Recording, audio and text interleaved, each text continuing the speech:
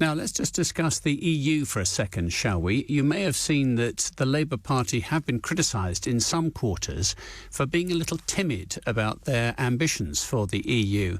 Yes, they have made overtures to the organisation and say they want to set up as much rapprochement as possible and maybe collaborating and working together. But it doesn't go far enough for some people in the body politic.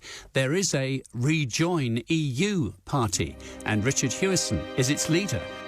He's on the line right now. Richard Hewison, good morning. Good morning, Martin. Thank you for having me on today. I have to say, with everything else that's going on, and we're juggling, a broken economy in the sense that inflation is still stuck and we're going to get crippling interest rates and people are worrying about their mortgages, is there really much bandwidth or support for rejoining the EU right now? Well, I think the cause of a lot of our cost of living crisis and our inflationary pressures are to do with Brexit. And indeed, many respected economists, including Alan Possum, agree with me on that. His analysis suggests 80% of the current inflation we experience is due to Brexit. Now, obviously, people have different solutions to this in terms of the EU.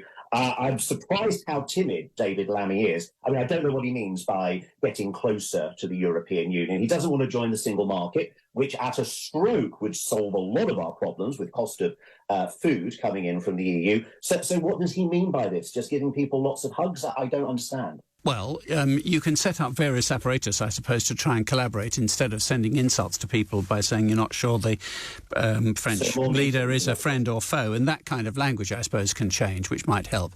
But look, there's no guarantee they're going to say yes. I mean, even if a putative Labour government, when we'll have to wait until an election and we'll have to wait for Labour to then win that election, even if all those things happen and they were then to say to the EU, oh, can we join the single market?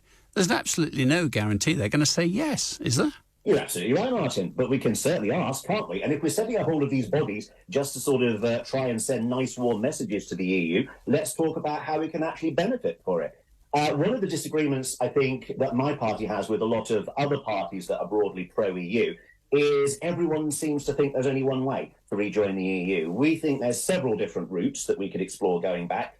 What I would say is all of them will start with the political will. So whatever route you think there is into the future, when we have our next general election, we should ask the people, do you think Brexit's work or do you think Brexit's rubbish? That's the start of it. Now, only last year, we saw 50,000 people march through London in September to remind people how passionate they feel about the EU. And on September 23rd this year, there's going to be another march, which I think is going to be even bigger in London, to emphasise that the pressure to rejoin the EU, or at least get back some of our ties, is certainly still there.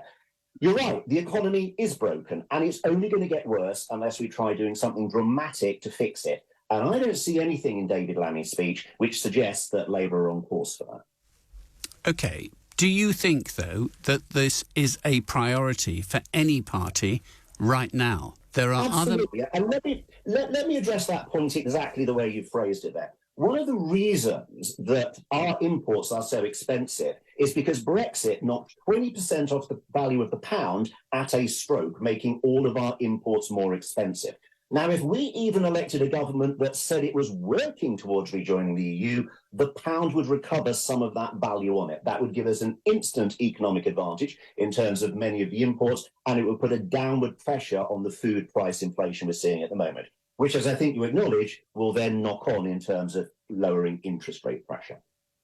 All right, but you are frustrated, I guess, that the Labour leader, whenever he's asked about this, says we're not going back in. Now, I don't know what he actually thinks, of course. I've never had the chance to ask him. Maybe he has a plan that in 3, 4, 5 years, or if he gets a second term, if he gets in, then maybe he would address the issue. But you would encourage him to think a little more short term, would you? Obviously, I would encourage him to think long-term at all stages, and I think coming out with a long-term vision from Britain would involve a clear plan on how we involve with the EU.